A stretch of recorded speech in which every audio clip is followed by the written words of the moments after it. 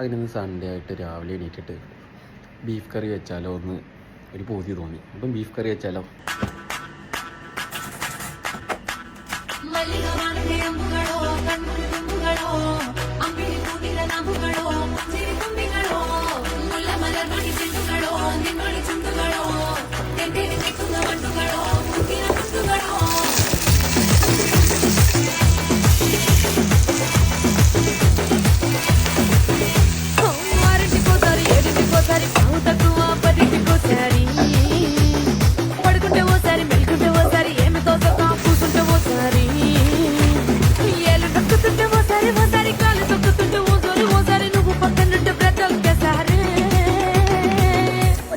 Feeling so, what should I feeling so, what you